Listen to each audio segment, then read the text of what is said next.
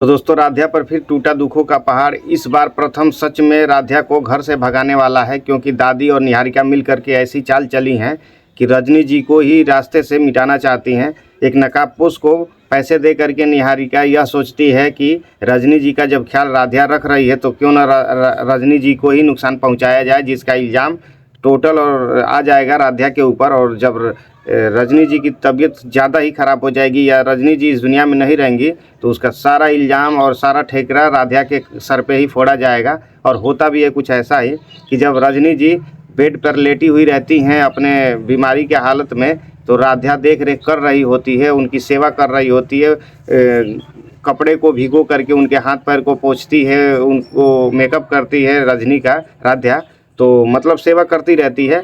But अभी पैसे पे जो नकाबपोश आता है रजनी जी को नुकसान पहुंचाने के लिए, वह किसी बहाने से राध्या को किसी अलग तरीके से बुलाते हैं लोग, जैसे कि दादी या फिर निहारिका।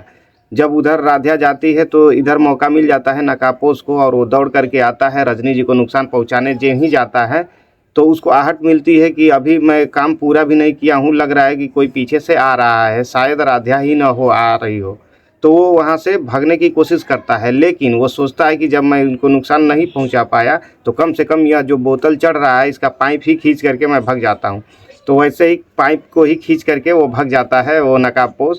और रजनी जी की तबीयत और भी ज़्यादा ख़राब हो जाती है जब वह पूरा दवा या फिर जो भी चीज़ जब नीचे गिरने लगता है। तो राध्या दौड़ करके आती है और देखती है कि माँ जी की तबीयत अचानक इतना क्यों ख़राब हो गई। और जब उसकी नज़र बोतल पे जाती है तो पता चलता है कि अरे यह तो पाइप निकला हुआ है, आखिर किसने निकाला।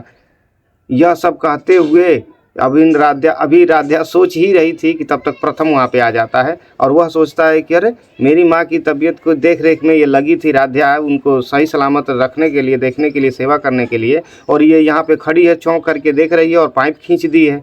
मतलब कि नकाबपोश पाइप खींच करके भगता है और सारा इल्ज़ाम राध्या के ऊपर लग जाता है प्रथम के नज़र में। प्रथम अपने नज़र में यह सोचता है कि राध्या ने ही यह गलती की है और उस पाइप को खींच रखी है।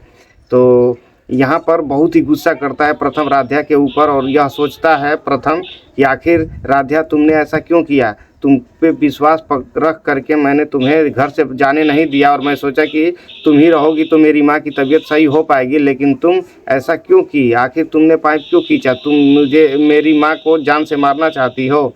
फिर राध्या गिड़गिड़ा करके हाथ जोड़ करके और रिक्वेस्ट करके प्रथम से कहती है कि नहीं प्रथम जी, आपको गलतफहमी हो चुकी है, मैंने ऐसा नहीं किया, मैं तो माँ जी की सेवा करके और उनको सही करना चाहती हूँ, यह किसी और की चाल है। और कोई ना कोई आया था इस रूम में, पहले तो बेड जो कि इस रूम में ठंडी का मौसम है, मतलब ठंडा जैसा है माहौल, और इसमें मम्मी का बेड अचानक ऐसे गर्म क्यों हो गया। तो निहारिका के लगाए हुए हीटर की सच्चाई बताती है राध्या कि देखिए ये मम्मी की बेड के नीचे ये हीटर लगा हुआ था, और बाकी बाद में वह नकाबपोश के बारे में बताती है प्रथम से। फिर प्रथम को भी कुछ एहसास होता है कि राध्या शायद सच बोल रही है, तो वह जांच में जुट जाता है और बहुत ही जल्द दादी और निहारिका की साजिशों का पर्दाफाश होने वाला है। आने वाले अपडेट में आप देखेंगे सीरियल में कि निहारिका और दादी का कैसे पर्दाफाश करती है राध्या। बाकी यह वीडियो आप लोगों को थोड़ी सी भी अच्छी लगी हो तो इस वीडियो को एक लाइक करके चैनल को सब्सक्राइब कर लीजिए। मिलते हैं अगले वीडियो में, तब तक के लिए नमस्ते, प्रणाम आप सब।